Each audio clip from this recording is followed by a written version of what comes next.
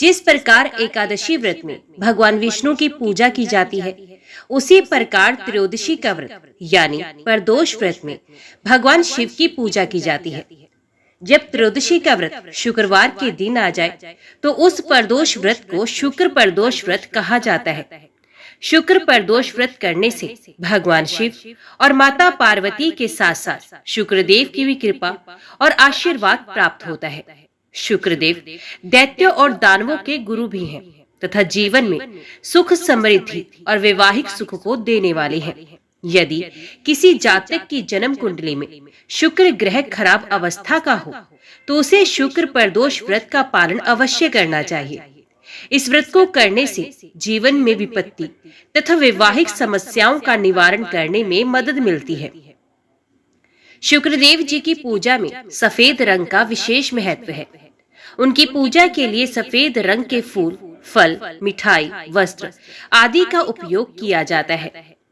यदि आप शुक्रदेव को संतुष्ट करना चाहते हैं तो आपको उनके इष्ट देव भगवान शिव की पूजा करनी चाहिए। इस प्रकार शुक्र प्रदोष व्रत का पालन करके आप वास्तव में भगवान शिव और माता पार्वती के साथ साथ शुक्र देव की कृपा और आशीर्वाद भी प्राप्त कर सकते हैं। इस व्रत का पारण अगले दिन शिवलिंग पर जल चढ़ाने से होता है। एक बार की बात है, एक शहर में 3 दोस्त थे, राजकुमार, ब्राह्मण कुमार और तीसरे थे धनिक पुत्र। राजकुमार और ब्राह्मण कुमार का विवाह हुआ था और धनिक पुत्र भी विवाहित था, लेकिन उनकी पत्नी का गोना अभी बाकी था। तीनों आदमी एक दिन अपनी पत्नियों के बारे में चर्चा कर रहे थे। ब्राह्मण कुमार ने चर्चा के दौरान कहा, महिलाओं के बिना घर भूतों से भरा होता है। जब धनिक ने ये सुना तो उसने तुरंत अपनी पत्नी को वापस लाने का फैसला किया। धनिक पुत्र के माता पिता ने उसे बहुत समझाया कि इस समय शुक्र देव अपनी शुभ स्थिति में नहीं है और ऐसे समय पर महिलाओं को उनके मायके से लाना अच्छा नहीं होता है। लेकिन उसने अपने पिता और माँ की बात नहीं मानी और अपनी पत्नी के घर पहुँच गया। उसकी पत्नी के घर वालों ने भी उसे ये बात समझाने की कोशिश की, लेकिन उसने उनकी बात भी नहीं मानी। अतः उन्होंने दुल्हन की विदाई की व्यवस्था कर दी और धनिक पुत्र को घर ले जाने के लिए एक बैलगाड़ी आई। वापस आते समय बैलगाड़ी का पहिया टूट गया, जिससे बैल का एक पैर टूट गया। इससे दूल्हा और दुल्हन दोनों परेशान थे। हालांकि वे चलते रहे। थोड़ा और चलने के बाद डकैतों ने उनका रास्ता रोक लिया और उनके सभी आभूषण और उनके पास मौजूद धन को भी लूट लिया। अंत में जब वे घर पहुंचे तो वहां धनिक पुत्र को सांप ने काट लिया। उसके पिता ने एक वैद्य को बुलाया, जिन्होंने उन्हें बताया कि वे अगले 3 दिनों में मर जाएगा। जब ब्राह्मण कुमार ने धनिक पुत्र के बारे में सुना तो उसने धनिक पुत्र के माता पिता से शुक्र प्रदोष व्रत करने के लिए कहा और उन दोनों पत्नी और पति को वापस उसके घर भेजने के लिए कहा। धनिक पुत्र उसके घर वापस चला गया और धीरे धीरे शुक्र प्रदोष व्रत की मदद से उसकी हालत में सुधार होने लगा और उसके सर पर मंडरा रहे सभी खतरे धीरे धीरे खत्म हो गए। आइए अब बड़े ही प्रेम से श्रवण करते हैं त्रयोदशी व्रत प्रदोष व्रत की पौराणिक कथा। ओम नमः शिवाय। हर हर महादेव। विदर्भ देश में सत्यरथ नाम से प्रसिद्ध एक राजा थे, जो सब धर्मों में तत्पर, धीर, सुशील और सत्य प्रतिज्ञ थे। धर्म पूर्वक पृथ्वी का पालन करते हुए उनका बहुत सा समय सुखपूर्वक बीत गया। तदंतर शालक देश के राजाओं ने विदर्भ नगर पर आक्रमण करके उसे चारों ओर से घेर लिया। अपनी पुरी को शत्रुओं से घिरी हुई देख विदर्भ राज विशाल सेना साथ लेकर युद्ध के लिए आए। क्षत्रियों के साथ राजा का अत्यंत भयंकर युद्ध हुआ। शालवों की बहुत बड़ी सेना मारी गई, परंतु अंत में विदर्भ राज भी उनके हाथ से मारे गए।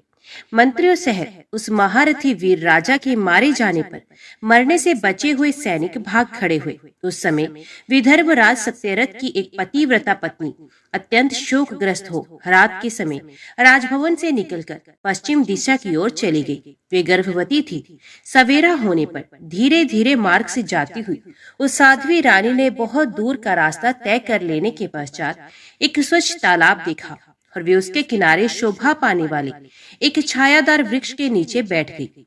भाग्यवश उसी निर्जन स्थान में वृक्ष के ही नीचे पतिव्रता रानी ने उत्तम गुणों से युक्त एक पुत्र को जन्म दिया। तत्पश्चात अत्यंत प्यास से व्याकुल हो वे सुंदर अंगों वाली रानी जलाशय में उतरी। इतने में ही एक बड़े भारी ग्रह ने आकर उसे अपना ग्रास बना लिया। वे बालक पैदा होते ही माता पिता से हीन हो गया और भूख प्यास से पीड़ित हो उस सरोवर के किनारे जोर जोर से रोने लगा। वे नवजात शिशु जब इस प्रकार क्रंदन कर रहा था, उसी समय भाग्यवश वहां एक श्रेष्ठ ब्राह्मणी आ पहुंची। वह भी अपने 1 वर्ष के बालक को गोद में लिए हुए थी। ब्राह्मणी निर्धन और विधवा थी, घर घर भीख मांगकर जीवन निर्वाह करती थी। उसका नाम उमा था। उसी सती साध्वी ब्राह्मणी ने उस राजकुमार को देखा। उसे अनाथ की भांति क्रंदन करते देख उसके मन ही मन विचार किया, अहो ये तो बड़े आश्चर्य की बात है कि ये नवजात शिशु जिसकी नाल भी अभी तक नहीं कटी पड़ा हुआ है, इसकी माता कहाँ गई? ना इसका पिता है, ना कोई बंधु बांधव है। ये दीन अनाथ बालक बिना बिस्तर के भूमि पर सो रहा है। ये चांडाल का पुत्र है या शूद्र का, वैश्य का है या ब्राह्मण का, अथवा ये क्षत्रिय का शिशु है? इसका निश्चय कैसे किया जाए? मैं शिशु को उठाकर अपने सगे पुत्र की तरह अवश्य पालन कर सकती हूँ, परंतु ये किस कुल का है ये ना जानने के कारण इसे छूने का साहस नहीं होता। वे पतिव्रता ब्राह्मणी जब इस प्रकार कह रही थी, उसी समय कोई सन्यासी महात्मा वहां आ गए। वैसे जान पड़ते थे मानो साक्षात शंकर हो। उन श्रेष्ठ भिक्षु ने उस स्त्री से कहा, ब्राह्मणी खेद ना करो, हृदय की संशय वृत्ति दूर कर इस बालक की रक्षा करो, इससे तुम्हें शीघ्र ही परम कल्याण की प्राप्ति होगी। इतना कहकर वे दयालु भिक्षुक तुरंत वहां से चला गया। उनके जाने के बाद ब्राह्मणी ने विश्वास पूर्वक उस बालक को लेकर अपने घर की ओर प्रस्थान किया। उस राजकुमार का ब्राह्मणी ने अपने बेटे के समान ही पालन पोषण किया। एक चक्रा नामक नगर में उस ब्राह्मणी का घर था। वे भिक्षा के अन्न से ही अपने पुत्र और राजकुमार को भी पालने लगी। ब्राह्मणों ने ब्राह्मणी के तथा राजा के भी पुत्र का संस्कार कर दिया।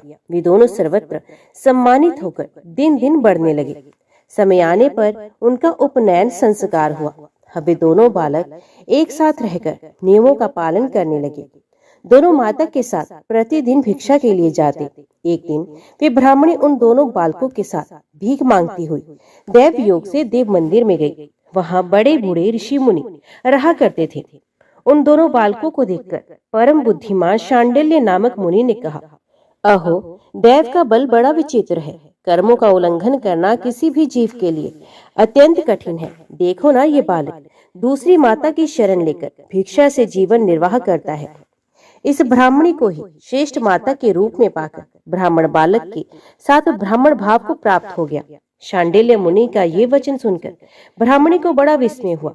उसने भरी सभा में मुनि को प्रणाम करके पूछा, ब्राह्मण, एक सन्यासी के कहने से मैं इस बालक को अपने घर ले आई हूँ। यद्यपि अभी तक इसके कुल का पता नहीं लगा, तथापि मैं पुत्र की भांति इसका पालन पोषण करती हूँ। आप ज्ञान के नेत्रों से देखते हैं, अतः आपसे मैं ये जानना चाहती हूँ कि ये बालक किस कुल में उत्पन्न हुआ है और इसके माता पिता कौन है? मुनि बोले, ये विदर्भ देश के राजा का पुत्र है। इतना कहकर मुनि ने उस बालक के पिता के युद्ध में मारे जाने का तथा उसकी माता के ग्राह द्वारा ग्रस्त होने का सब समाचार पूर्ण रूप से बताया। ये सुनकर ब्राह्मणी को और भी आश्चर्य हुआ। अतः उसने फिर से प्रश्न किया, महामुनि, वे राजा संपूर्ण भोगों को छोड़कर युद्ध में क्यों मरे और इस बालक को दरिद्रता कैसे प्राप्त हुई? अब दरिद्रता को नष्ट करके ये पुण्य राज्य कैसे प्राप्त करेगा? मेरा ये पुत्र भी भिक्षा के द्वारा ही जीवन निर्वाह करता है। इसकी दरिद्रता के निवारण का भी कोई उपाय बताएं। शांडिल्य ने कहा, इस राजकुमार के पिता विदर्भ राज पूर्व जन्म में पांडे देश के श्रेष्ठ राजा थे। ये सब धर्मों की ज्ञाता थे और संपूर्ण पृथ्वी का धर्म पूर्वक पालन करते थे। एक दिन प्रदोष काल में राजा भगवान शंकर का पूजन कर रहे थे और बड़ी भक्ति से त्रिलोकीनाथ महादेव जी की आराधना में संलग्न थे। उसी समय नगर में सब ओर बड़ा भारी कोलाहल हुआ। उस उत्कट शब्द को सुनकर राजा ने बीच में ही भगवान शंकर की पूजा छोड़ दी और नगर में शोक फैलने की आशंका से राजभवन से बाहर आ गए। इसी समय राजा का महाबली मंत्री शत्रु को पकड़कर उनके समीप ले आया। वे शत्रु पांडे राज का ही सामंत था। उसे देखकर राजा ने क्रोधपूर्वक उसका मस्तक कटवा दिया। शिव पूजा छोड़कर नियम को समाप्त किए बिना ही राजा ने रात में भोजन भी कर लिया। इसी प्रकार राजकुमार भी प्रदोष काल में शिव जी की पूजा किए बिना भोजन करके सो गया। वही राजा दूसरे जन्म में विदर्भ राज हुआ। शिव जी की पूजा में विघ्न होने के कारण शत्रु ने उसको सुख भोग के बीच में ही मार डाला। पूर्व जन्म में जो उसका पुत्र था वही इस जन्म में भी हुआ। शिव जी की पूजा का उल्लंघन करने के कारण ये दरिद्रता को प्राप्त हुआ। इसकी माता ने पूर्व जन्म में शल से अपनी सौत को मार डाला था। उस महान पाप के कारण ही वे इस जन्म में ग्रह के द्वारा मारी गई। मैं सत्य कहता हूँ, परलोक में हित की बात कहता हूँ, शास्त्रों का सार एवं उपनिषदों का हृदय कहता हूँ। इस भयंकर आसार संसार को प्राप्त हुए जीव के लिए ईश्वर के चरणारविंदों की सेवा ही सार वस्तु है। जो प्रदोष काल में अन्यचित होकर परमेश्वर के चरणारविंदों की पूजा करते हैं, वे संसार में सदा बढ़ने वाले धन धान्य, स्त्री पुत्र, सौभाग्य और संपत्ति के द्वारा सबसे बढ़कर होते हैं। ब्राह्मणी, ये तुम्हारा पुत्र पूर्व जन्म में उत्तम ब्राह्मण था। इसने सारी उम्र केवल दान लेने में ही बिताई, यज्ञ आदि सत्कर्म नहीं किए, इसलिए ये दरिद्रता को प्राप्त हुआ। उस दोष का निवारण करने के लिए अब ये भगवान शंकर की शरण में जाए। सूत जी कहते हैं, मुनि के इस प्रकार कहने पर साध्वी ब्राह्मणी ने उन्हें प्रणाम करके शिव पूजन की विधि का क्रम पूछा। शांडिल्य बोले, दोनों पक्षों की त्रयोदशी को मनुष्य जब निराहार रहे तब सूर्यास्त से 3 घड़ी पहले स्नान करे, फिर श्वेत वस्त्र धारण करके धीर पुरुष संध्या और जप आदि नित्य क्रम की विधि पूरी करके मौन होकर शास्त्र विधि का पालन करते हुए भगवान शिव की पूजा आरंभ करे। भगवत विग्रह के आगे की भूमि को नए निकाले हुए शुद्ध जल से भली भांति लीप पोत कर सुंदर मंडल बनाए। धोत वस्त्र आदि के द्वारा उस मंडल को सब ओर से घेर दे। ऊपर से चंदोवा आदि लगाकर फल फूल और नवीन अंकुर से उसको सजाए। मंडल के मध्य की भूमि में 5 रंगों से युक्त विचित्र कमल अंकित करके उसी पर सुस्थिर एवं उत्तम आसन बिछाकर बैठ जाए और हृदय में भक्ति भाव से युक्त हो पूजा की सब सामग्री एकत्रित करे। फिर पवित्र भाव से शास्त्रोक्त मंत्रों द्वारा देवपीठ को आमंत्रित करे। तत्पश्चात क्रमश आत्म शुद्धि और भूत शुद्धि आदि करके 3 प्राणायाम करे। उसके बाद बिंदु युक्त बीज अक्षरों के द्वारा विधि पूर्वक मात्र का न्यास करे। तदंतर परा देवता का ध्यान करके मात्र कन्यास की विधि पूरी करे। फिर परम शिव का ध्यान करके पीठ के वाम भाग में गुरु को प्रणाम करे। दक्षिण भाग में गणेश जी को मस्तक झुकाए। दोनों अंश दोनों उरुओं में धर्म आदि का न्यास करे। नाभि तथा पार्श्व भागों में अधर्म आदि का न्यास करे। तत्पश्चात हृदय में अनंत आदि का न्यास करके देव पीठ पर मंत्र का न्यास करे। आधार शक्ति से लेकर ज्ञानात्मक का क्रमश न्यास करके हृदय में एक कमल की भली भांति भावना करे। वे कमल 9 शक्तियों से युक्त एवं परम सुंदर हो। उसी कमल की कर्णिका में कोटि कोटि चंद्रमाओं के समान प्रकाशमान उमापति भगवान शिव का ध्यान करे। भगवान के 3 नेत्र हैं। मस्तक पर चंद्रमा का मुकुट शोभा पाता है। जटा जो कुछ कुछ पीला हो गया है, उस पर रत्न जटित किरीट सुशोभित है। उनके कंठ में नील चिन्ह है और अंग अंग से उदारता सूचित होती है। सर्पों के हार से उनकी बड़ी शोभा हो रही है। उनके एक हाथ में वरद और दूसरे में अभय की मुद्रा है। वे फरसा धारण करते हैं। उन्होंने नाग का कंकण, केयूर, अंग तथा मुद्रिका धारण कर रखी है। वे व्याघ्र चर्म पहने हुए रत्न में सिंहासन पर विराजमान है। उनके वाम भाग में गिरिराज नंदिनी उमा देवी का चिंतन करें। इस प्रकार महादेव जी की तथा गिरिजा देवी का ध्यान करके क्रमश गंध आदि से उनकी मानसिक पूजा करें। 5 वैदिक मंत्रों से गंध आदि द्वारा पूर्वोक्त 5 स्थानों में अथवा हृदय में पूजा करें। फिर मूल मंत्र से 3 बार हृदय में ही पुष्पांजलि दें। उसके बाद सिंहासन पर महादेव जी का पुण्य पूजन प्रारंभ करें। पूजा के आरंभ में एकाग्रचित होकर संकल्प पढ़े। तदंतर हाथ जोड़कर मन ही मन भगवान शिव का ध्यान एवं आवाहन करें। हे भगवान शंकर, आप ऋण, पातक, दुर्भाग्य और दरिद्रता आदि की निवृत्ति के लिए तथा संपूर्ण पापों का नाश करने के लिए मुझ पर प्रसन्न होइए। मैं दुख और शोक की आग में जल रहा हूँ, संसार भय से पीड़ित हूँ, अनेक प्रकार के रोगों से व्याकुल और दीन हूँ। वृषभ वाहन मेरी रक्षा कीजिए। देव देवेश्वर सबको निर्भय कर देने वाले महादेव जी, आप यहाँ पधारिए और मेरी की हुई इस पूजा को पार्वती जी के साथ ग्रहण कीजिए। इस प्रकार संकल्प और आवाहन करके पूजा आरंभ करनी चाहिए।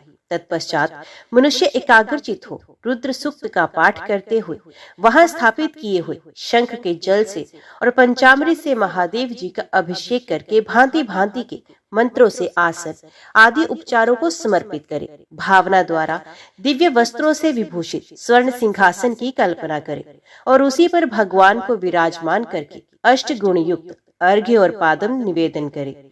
फिर शुद्ध जल से आचमन कराकर मधु पर्क दे। उसके बाद पुण्य आचमन के लिए जल देकर मंत्रोच्चारण पूर्वक स्नान कराए। फिर यज्ञोपवीत वस्त्र और आभूषण अर्पण करे। परम पवित्र अष्टांग युक्त चंदन चढ़ाए। बिल्व मदार, लाल कमल, धतूर, कनेर, सनई का फूल, चमेली, कुशा, अपामार्ग, तुलसी, जूही, चंपा, भटकटैया और करवीर के फूलों में से जितने मिल जाए उन सबको शिव उपासक भगवान शिव पर चढ़ाए। इनके अतिरिक्त भी नाना प्रकार के सुगंधित पुष्प निवेदन करें। तत्पश्चात लाल चंदन से उत्पन्न धूप और निर्मल दीप समर्पित करें। उसके बाद हाथ धोकर घी, नमकीन और साग, मिठाई, पुआ, शक्कर तथा गुड़ के बने हुए पदार्थ एवं खीर का नैवेद्य भोग लगाए। मधु, दही और जल भी अर्पण करें। उस खीर का ही मंत्रों द्वारा प्रज्वलित की हुई अग्नि में हवन करें। ये होम शास्त्रोक्त विधि से आचार्य के कथनानुसार संपन्न करना चाहिए। भगवान शंकर को नैवेद्य देकर मुख शुद्धि के लिए उत्तम तांबूल अर्पण करें। धूप आरती, सुंदर शस्त्र, उत्तम दर्पण को वैदिक तांत्रिक मंत्रों द्वारा विधि पूर्वक समर्पित करें। यदि ये सब करने में अपने में शक्ति ना हो, अधिक धन का अभाव हो, तो अपने पास जितना धन हो उसी के अनुसार भगवान की पूजा करें। गौरीपति भगवान शंकर भक्ति पूर्वक भेंट किए हुए पुष्प मात्र से भी संतुष्ट हो जाते हैं। तदंतर स्तोत्रों द्वारा स्तुति करके भगवान को साष्टांग प्रणाम करें। फिर परिक्रमा करके पूजा समर्पित करने के पश्चात विधि पूर्वक श्री गिरजापति की प्रार्थना करें।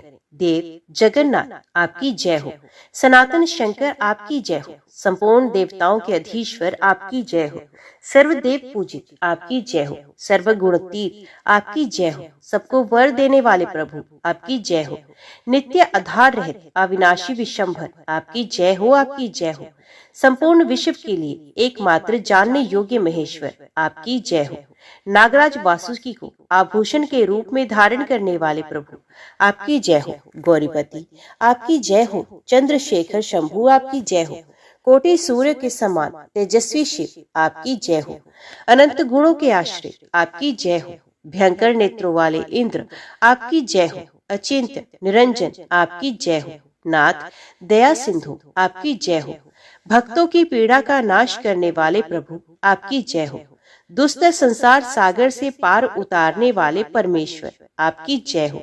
महादेव, मैं संसार के दुखों से पीड़ित एवं खिन्न हूँ, मुझ पर प्रसन्न होइए। परमेश्वर, समस्त पापों के भय का अपहरण करके मेरी रक्षा कीजिए। मैं महान दरिद्र के समुद्र में डूबा हुआ हूँ, बड़े बड़े पापों ने मुझे आक्रांत कर लिया है। मैं महान शोक से नष्ट और बड़े बड़े रोगों से व्याकुल हूँ, सब ओर से ऋण के भार से लदा हुआ हूँ, पाप कर्मों की आग में जल रहा हूँ और ग्रहों से पीड़ित हो रहा हूँ। शंकर, मुझ पर प्रसन्न होइए। निर्धन मनुष्य इस प्रकार पूजा के अंत में भगवान गिरजापति की प्रार्थना करे। राजा को इस प्रकार भगवान शंकर की प्रार्थना करनी चाहिए। हे शंकर जी, आपके प्रसाद से मेरे सदा आनंद रहे, मेरे राज्य में लुटेरे ना रहे, सब लोग निरापद होकर रहे, पृथ्वी पर अकाल महामारी आदि के संताप शांत हो जाए, सबकी खेती धन धान्य से समृद्ध हो, संपूर्ण दिशाओं में सुख का साम्राज्य छा जाए। इस प्रकार प्रदोष व्रत के दिन गिरजापति भगवान शंकर की आराधना करें, ब्राह्मणों को भोजन कराए और उन्हें दक्षिणा देकर संतुष्ट करे। इस प्रकार मैंने सब पापों का नाश और सब प्रकार की दरिद्रता का निवारण तथा समस्त मनोवांछित वस्तुओं का दान करने वाले शिव पूजा का वर्णन किया। ये शिव की पूजा शिव जी के द्रव्य का हरण करने के पाप को छोड़कर शेष सभी महापातकों और उपपातकों के महान समुदाय का नाश करती है। यदि ये दोनों बालक इसी प्रकार भगवान शंकर का पूजन प्रत्येक प्रदोष के दिन करते रहे तो वर्ष भर के भीतर ही इन्हें उत्तम सिद्धि की प्राप्ति होगी। शांडिल्य मुनि का ये वचन सुनकर उस ब्राह्मणी ने दोनों बालकों के साथ मुनि के चरणों में प्रणाम किया और इस प्रकार कहा, भगवान, आज मैं आपके दर्शन मात्र से कृतार्थ हो गई हूँ। ये दोनों बालक आज से आपकी शरण में हैं। ब्राह्मण, ये मेरा पुत्र है और इसका नाम शुचिव्रत है, और ये राजकुमार है जिसका नाम मैंने धर्मगुप्त रखा है। ये दोनों बालक और मैं भी सभी आपके चरणों के दास हैं। इस घोर दारिद्र्य सागर में गिरे हुए हम सबका आप ही उद्धार कीजिए। इस प्रकार शरण में आई हुई ब्राह्मणी को अमृत के समान मधुर वचनों द्वारा आश्वासन देकर मुनि ने उसके दोनों बालकों को भगवान शंकर के आराधन की मंत्र विद्या का उपदेश दिया। तत्पश्चात दोनों बालक और ब्राह्मणी मुनि की आज्ञा ले वहां से चले गए। मुनिवर के उपदेश अनुसार दोनों बालक प्रत्येक प्रदोष व्रत के दिन पार्वती वल्लभ शिव की आराधना करने लगे। इस प्रकार शिव पूजा करते हुए द्विज कुमार और राजकुमार के 4 महीने सुखपूर्वक बीत गए। एक दिन द्विज कुमार राजकुमार को साथ लिए बिना ही नदी के तट पर स्नान करने के लिए चला गया और वहां मौज से देर तक इधर उधर घूमता रहा। वहां झरने के जल के आघात से खाई की भूमि कट जाने से उसमें गड़ा हुआ एक बड़ा भारी खजाने का कलश चमक रहा था, जिस पर ब्राह्मण कुमार की दृष्टि पड़ी। उसे देखकर वे सहसा हर्ष और कौतूहल में भरकर उसके समीप गया और उसे देवता के प्रसाद से प्राप्त हुआ मानकर सर पर लेकर घर को चल दिया तथा घर के भीतर उस घड़े को रखकर माता से कहा, माँ, ये भगवान शंकर का प्रसाद तो देखो। उन्होंने दया करके घड़े के रूप में ये खजाना दिखला दिया। तब उस पतिव्रता ब्राह्मणी ने राजकुमार को भी बुलाकर कहा, पुत्रो, इस खजाने के घड़े को तुम दोनों आपस में बराबर बराबर बांट लो। माता की बात सुनकर ब्राह्मण के पुत्र को प्रसन्नता हुई, किंतु राजपुत्र ने उससे कहा, माँ, ये तुम्हारे ही पुत्र के पुण्य से प्राप्त हुआ है, अतः मैं इस खजाने को बांटकर लेना नहीं चाहता। अपने पुण्य से प्राप्त हुए खजाने का ये स्वयं ही उपभोग करे। वे ही भगवान शंकर मुझ पर भी कृपा करेंगे। इस प्रकार प्रसन्नता पूर्वक भगवान शंकर की पूजा करते हुए उन दोनों कुमारों का उसी घर में 1 वर्ष व्यतीत हो गया। एक दिन राजकुमार उस ब्राह्मण कुमार के साथ वसंत ऋतु में वन में भ्रमण करने के लिए गया। कुछ दूर जाने पर उन्होंने सैकड़ों गंधर्व कन्याओं को परस्पर क्रीड़ा करते देखा। उन्हें देखकर ब्राह्मण कुमार ने दूर से ही राजकुमार से कहा, यहाँ से आगे जाना उचित नहीं, क्योंकि उधर स्त्रियां विहार कर रही हैं। स्वच्छ अंतःकरण वाले विद्वान पुरुष स्त्रियों का सामीप्य त्याग देते हैं। ये रमणियां छल करने वाली तथा वाणी द्वारा अनुनय विनय करने में कुशल हैं। ये पुरुषों को अपनी दृष्टि मात्र से मोहित कर लेती हैं। इसलिए अपने धर्म में तत्पर ब्रह्मचारी कभी स्त्रियों के समीप जाकर उनके साथ वार्तालाप न करे। ऐसा कहकर ब्राह्मण कुमार लौट पड़ा और दूर जाकर खड़ा हो गया, किंतु राजकुमार अकेला ही निर्भय होकर स्त्रियों की उस क्रीड़ा स्थली की ओर चला गया। उन गंधर्व कन्याओं में से एक ने राजकुमार को आते देखा और मन ही मन कुछ विचार किया और सखियों से कहा, सखियों, यहाँ से थोड़ी ही दूर पर एक उत्तम वन है, जहाँ विचित्र चंपा, अशोक, पुन्नाग और वकुल आदि वृक्ष खिले हैं। वहां जाकर तुम सब लोग फूल तोड़ो, तब तक मैं यहीं बैठी हूँ। तुम फूलों का संग्रह करके उन्हें यहाँ आ जाना। उसके इस प्रकार आदेश देने पर सखिया वन के भीतर चली गई और वे गंधर्व कन्या राजकुमार पर दृष्टि लगाए वहीं खड़ी रही। उसे देखकर राजकुमार कामदेव के बाणों से पीड़ित हो गया। गंधर्व कन्या ने अपने पास आए हुए राजकुमार को बैठने के लिए कोमल पल्लवों का आसन दिया और पूछा, कमल नयन, तुम कौन हो? किस देश से यहाँ आए हो और किसके पुत्र हो? इस प्रकार पूछने पर राजकुमार ने अपना पूरा परिचय बतलाया। मैं विदर्भ राज का पुत्र हूँ। मेरे माता पिता बचपन में ही मर गए। शत्रुओं ने मेरे राज्य पर अधिकार जमा लिया और मैं दूसरे के राज्य में गुजारा करता हूँ। ये सारी बातें सुनकर राजकुमार ने उस गंधर्व कन्या से पूछा, सुंदरी, तुम कौन हो? यहाँ तुम्हारा क्या कार्य है और तुम किसकी पुत्री हो? उनके इस प्रकार पूछने पर कन्या ने कहा, महाराज कुमार, एक द्रविक नामक गंधर्व है जो समस्त गंधर्व कुल के अगुआ माने जाते हैं। मैं उन्हीं की पुत्री हूँ। मेरा नाम अंशुमति है। सब सखियों को छोड़कर मैं यहाँ अकेली हूँ। मैं तुम्हारी अभिलाषा जानती हूँ। तुम्हारा मन मुझ में आसक्त हो गया है। इसी प्रकार देव ने मेरे मन में भी तुम्हारे लिए उत्कंठा भर दी है। अब हम दोनों का स्नेह कभी भंग नहीं होना चाहिए। ऐसा कहकर गंधर्व कुमारी ने शीघ्र ही अपने गले से मोती का हार निकालकर प्रेम पूर्वक राजकुमार को भेंट किया। उस अद्भुत हार को देखकर राजकुमार ने पूछा, भीरू, मैं एक बात कहता हूँ, मैं राज्यहीन और निर्धन हूँ। तुम मेरी प्रिया कैसे होना चाहती हो? मूर्ख स्त्री की भांति पिता की आज्ञा का उल्लंघन करके अपनी इच्छा के अनुसार आचरण क्यों करती हो? ये सुनकर गंधर्व कन्या ने कहा, प्रियतम, आपका कहना बिल्कुल ठीक है। मैं पिता की आज्ञा के विरुद्ध नहीं आऊंगी। आप इस समय घर को पधारे और परसों प्रातः काल पुण्य यही दर्शन दें। आपसे कुछ हमारा कार्य है। इतना कहकर वे गंधर्व कन्या अपनी सखियों के आ जाने से उनके साथ चली गई और राजकुमार भी हर्षपूर्वक ब्राह्मण कुमार के समीप लौट आया। उसने द्विज पुत्र से सब बातें बताई और उसके साथ घर को प्रस्थान किया। वहां पतिव्रता ब्राह्मणी को भी ये शुभ समाचार सुनाकर राजकुमार ने प्रसन्न किया तथा पूर्व निश्चित समय आने पर वे पुण्य द्विज पुत्र के साथ वन में गए।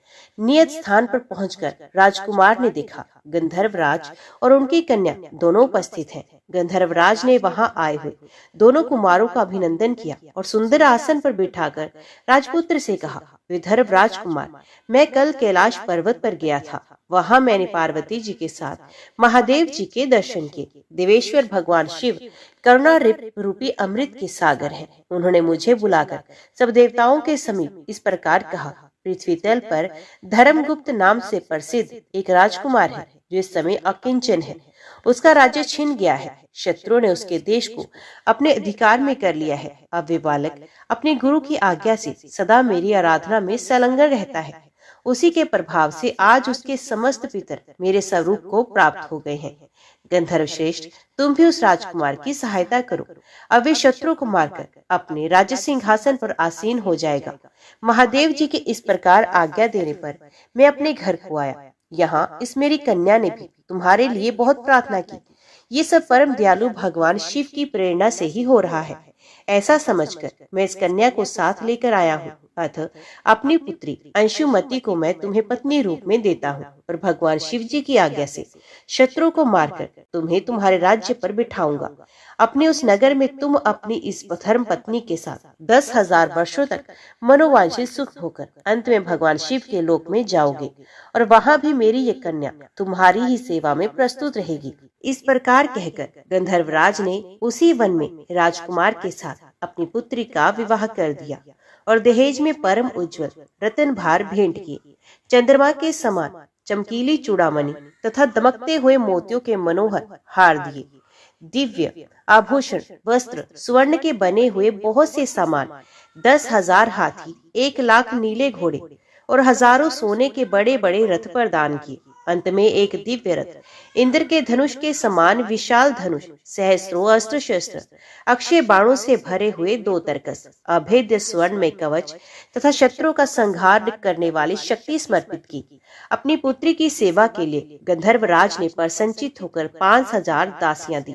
इतना ही नहीं, राजकुमार की सहायता के लिए उन्होंने अत्यंत उग्र गंधर्वों की चतुरंगणी सेना भी भेंट की। इस प्रकार परम उत्तम संपत्ति को पाकर राजकुमार अपनी मनोवांछित पत्नी के साथ बहुत प्रसन्न हुए। पुत्री का विवाह कराकर गंधर्वराज स्वर्गलोक में चले गए। धर्मगुप्त विवाह के अनंतर गंधर्वों की सेना के साथ अपने नगर को गए और वहां उन्होंने शत्रु सेना का संहार करके राजधानी में प्रवेश किया। तत्पश्चात श्रेष्ठ ब्राह्मणों और मंत्रियों ने मिलकर राजकुमार का अभिषेक किया और वे रत्नमय सिंहासन पर आरूढ़ होकर अकंटक राज्य का उपभोग करने लगे। जिस ब्राह्मण पत्नी ने उनका अपने पुत्र की भांति पालन किया था, वही उनकी माता हुई। वे द्विज कुमार ही भाई हुआ और गंधर्व राजपुत्री अंशुमति महारानी के पद पर प्रतिष्ठित हुई। भगवान शंकर की आराधना करके धर्मगुप्त विदर्भ देश के राजा हो गए। इसी प्रकार दूसरे लोग भी प्रदोष व्रत के दिन गिरजापति की आराधना करके मनोवांछित कामनाओं की प्राप्त कर लेते हैं और देहवासान होने पर परम गति को प्राप्त होते हैं। सूत जी कहते हैं, जो प्रदोष व्रत के परम अद्भुत पुण्य में महात्म्य को उस व्रत के दिन शिव पूजन के पश्चात एकाग्रचित होकर सुनता अथवा पढ़ता है, उसे 100 जन्मों तक कभी दरिद्रता नहीं होती और अंत में वे ज्ञान के ऐश्वर्य से युक्त हो भगवान शंकर के परम धाम को प्राप्त होता है। सूत जी कहते हैं, उज्जैनी में चंद्रसेन नामक एक राजा थे। वे उसी नगर में निवास करने वाले भगवान महाकाल का पूजन करते थे। शिव के पार्षदों में अग्रगण्य तथा अमंगलों को जीतने वाले विश्व वंदित मणिभद्र जी राजा चंद्रसेन के सखा हो गए थे। उन्होंने राजा पर प्रसन्न होकर एक समय उन्हें दिव्य चिंतामणि प्रदान की, जो कौस्तुभ मणि तथा सूर्य के समान देदीप्यमान थी। वे देखने, सुनने अथवा ध्यान करने पर भी मनुष्य को मनोवांछित वस्तु प्रदान करती थी। राजा उस चिंतामणि को कंठ में धारण करके जब सिंहासन पर बैठते थे, तब देवताओं में सूर्य नारायण की भांति उनकी शोभा होती थी। राजा चंद्रसेन के विषय में ये सब बात सुनकर समस्त राजाओं के मन में उस मणि के प्रति लोभ की मात्रा बढ़ गई और वे शुद्ध होकर रहने लगे। एक बार उन सब ने बहुत सी सेना साथ लेकर क्रोध पूर्वक पृथ्वी को कंपित करते हुए आक्रमण किया और उज्जैनी के चारों द्वारों को घेर लिया। अपनी पुरी को घिरी हुई देख राजा चंद्रसेन भगवान महाकाल की शरण में गए और मन को संदेह रहित करके दृढ़ निश्चय के साथ उपवास पूर्वक दिन रात अनन्य भाव से भगवान गौरीपति की आराधना करने लगे। उन्हीं दिनों उस नगर में कोई ग्वालिन रहती थी, जिसके एकमात्र पुत्र था। वे विधवा थी और उज्जैनी में बहुत दिनों से रहती थी। वे अपने 5 वर्ष के बालक को लिए हुए महाकाल के मंदिर में गई और राजा चंद्रसेन द्वारा की हुई गिरजापति की महापूजा का दर्शन किया। शिव पूजन का यह आश्रम में उत्सव देखकर उसने भगवान को प्रणाम किया और पुनः अपने निवास स्थान को लौट आई। ग्वालिन के उस बालक ने भी वे सारी पूजा देखी। अतः घर आने पर उसने कौतूहलवश शिवजी की पूजा प्रारंभ की, जो संसार से वैराग्य प्रदान करने वाली है। एक सुंदर पत्थर लाकर उसे घर से थोड़ी ही दूर पर एकांत स्थान में रख दिया और उसी को शिवलिंग माना। फिर अपने हाथ से मिलने लायक जो कोई भी फूल दिखाई दी, उन सबका संग्रह करके उस बालक ने जल से शिवलिंग को स्नान कराया और भक्ति पूर्वक पूजन किया। तत्पश्चात कृत्रिम अलंकार, चंदन, धूप, दीप और अक्षत आदि उपचारों से अर्चना करके मन कल्पित दिव्य वस्तु से भगवान को नैवेद्य निवेदन किया।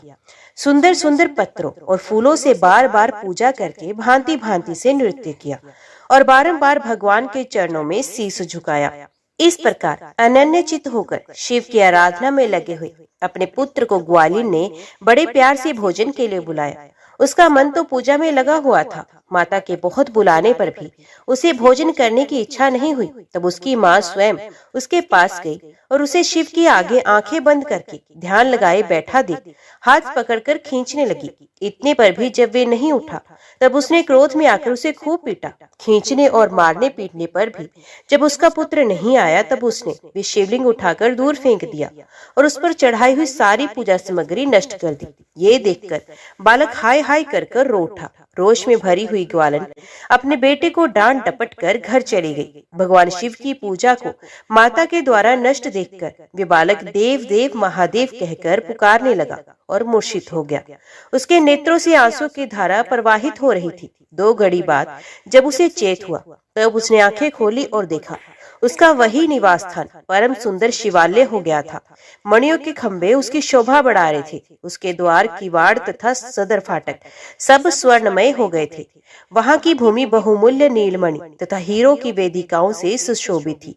ये सब देखकर वे सहसा उठा और हर्ष से परमानंद के समुद्र में निमग्न हो गया। उसने समझ लिया ये सब शिवजी की पूजा का महात्म्य है। उसी के प्रभाव से ये दिव्य विभूति प्रकट हुई है। तत्पश्चात उस बालक ने अपनी माता के अपराध की शांति के लिए पृथ्वी पर मस्तक रखकर साष्टांग प्रणाम किया और इस प्रकार कहा, देव उमापते, मेरी माता का अपराध क्षमा कीजिए। वे मूढ़ हैं, आपके प्रभाव को नहीं जानती। शंकर, आप उस पर प्रसन्न होइए। यदि मुझ में आपकी भक्ति से उत्पन्न हुआ कुछ भी पुण्य है, तो उससे मेरी माता आपकी दया प्राप्त करे। इस प्रकार भगवान शंकर को बार बार प्रसन्न करके उनके चरणों में मस्तक झुकाकर सूर्यास्त के समय वे बालक शिवालय से बाहर निकला और उसने अपने शिविर को देखा। वे इंद्र नगर के समान शोभा पा रहा था। वहां सब कुछ तत्काल स्वर्णमय होकर विचित्र वैभव से प्रकाशित होने लगा। भवन के भीतर प्रवेश करके बालक ने देखा उसकी माँ बहुमूल्य रत्न में पलंग पर बिछी हुई श्वेत रंग की छैया पर निर्भय होकर सो रही है और उसको याद कर रही है। उसने माता को जगाया। ग्वालिन बड़े वेग से उठी और अपने को, अपने पुत्र को तथा अपने घर को भी अपूर्व रूप में देखकर आनंद से विवल हो गई। पुत्र के मुख से गिरजापति शंकर का ये सब प्रसाद सुनकर ग्वालिन ने राजा को सूचना दी, जो निरंतर भगवान शिव के भजन में लगे रहते थे। राजा अपना नियम पूरा करके रात में सहसा वहां आए और ग्वालिन के पुत्र का ये प्रभाव, जो शंकर जी के संतोष से प्रकट हुआ था, वो देखा। स्वर्ण में शिव मंदिर, रतन में शिवलिंग तथा सुंदर मणि माणिक्यों से जगमगाता हुआ ग्वालिन का महल देखकर राजा चंद्रसेन पुरोहित और मंत्रियों के साथ 2 घड़ी तक आश्चर्यचकित हो परमानंद में ही डूबे रहे। तत्पश्चात उन्होंने नेत्रों से प्रेम के आंसू बहाते हुए ग्वालिन के उस बालक को हृदय से लगा लिया। भगवान शिव के इस अद्भुत महात्म्य की चर्चा समस्त पूर्ववासियों में बड़े वेग से फैली और यही कहते सुनते वे रात मानो क्षण भर में ही व्यतीत हो गई। युद्ध के लिए आए हुए और नगर को चारों ओर से घेर कर खड़े हुए राजाओं ने भी प्रातःकाल दूतों के मुख से ये परम अद्भुत समाचार सुना। सुनते ही उनके मन से वैर भाव निकल गया। उन्होंने सहसा हथियार डाल दिए और चकित होकर महाराज चंद्रसेन की आज्ञा से नगर में प्रवेश किया। उस रमणीय नगरी में प्रवेश करके भगवान महाकाल को प्रणाम करने के पश्चात सब राजा उस ग्वालिन के घर गए। वहां राजा चंद्रसेन ने आगे बढ़कर उनका स्वागत किया। वे बहुमूल्य आसनों पर बैठे और प्रीतिपूर्वक विस्मित एवं आनंदित हुए। गोप बालक पर कृपा करने के लिए श्वेत प्रकट हुए शिवालय और शिवलिंग का दर्शन करके सब राजाओं ने भगवान शिव को अपनी उत्तम बुद्धि समर्पित की, उनमें भक्ति पूर्वक मन लगाया। इसी समय सब देवताओं से पूजित परम तेजस्वी वानर राज हनुमान जी वहां प्रकट हुए। उनके आते ही सब राजाओं ने बड़े वेग से उठकर भक्ति भाव से विनीत हो उन्हें नमस्कार किया। तब हनुमान जी ने कहा, राजाओं, भगवान शिव की पूजा के सिवा देहधारियों के लिए दूसरी कोई गति नहीं है। ये बड़े सौभाग्य की बात है कि इस गोप बालक ने शनिवार को प्रदोष व्रत के दिन बिना मंत्र के भी शिव का पूजन करके उन्हें पा लिया है। शनिवार को प्रदोष व्रत समस्त देहधारियों के लिए दुर्लभ है। कृष्ण पक्ष आने पर तो वे और भी दुर्लभ है। गोपवंश की कीर्ति बढ़ाने वाला ये बालक संसार में सबसे अधिक पुण्यात्मा है। इसकी वंश परंपरा में 8वीं पीढ़ी में महायशस्वी नंद उत्पन्न होंगे, जिनके यहाँ साक्षात भगवान नारायण उनके पुत्र रूप में प्रकट हो श्री कृष्ण के नाम से प्रसिद्ध होंगे। आज से ये गोपाल नंदन संसार में श्रीकर नाम से विख्यात होगा। अंजनी नंदन हनुमान जी ऐसा कहकर उस गोप बालक को शिव उपासना के आचार व्यवहार का उपदेश थे वहां से अंतर ध्यान हो गए। वे सब राजा हर्ष में भरकर महाराज चंद्रसेन की आज्ञा ले जैसे आए थे वैसे ही लौट गए। महातेजस्वी श्रीकर भी हनुमान जी का उपदेश पाकर धर्मज्ञ ब्राह्मणों के साथ शंकर जी की आराधना करने लगे। समय अनुसार भक्त श्रीकर, गोप तथा राजा चंद्रसेन दोनों ने भक्ति पूर्वक शिव की आराधना करके परम पद प्राप्त किया। ये परम पवित्र उपाख्यान कहा गया है। ये गोपनीय रहस्य है, सुयश एवं पुण्य समृद्धि को बढ़ाने वाला है तथा गौरीपति भगवान शिव के चरणार बिंदों में भक्ति भाव की वृद्धि और पाप राशि का निवारण करने वाला है। ओम नमः शिवाय। हर हर महादेव। आज की वीडियो में इतना ही। उम्मीद करती हूँ वीडियो आपको पसंद आई होगी। वीडियो पसंद आई हो तो वीडियो को लाइक और चैनल को सब्सक्राइब जरूर कीजिएगा। ओम नमः शिवाय लिखकर कमेंट बॉक्स में अपनी हाजिरी और अपने सुझाव देना ना भूलिएगा। तो मिलते हैं अगली कथा अगली वीडियो के साथ।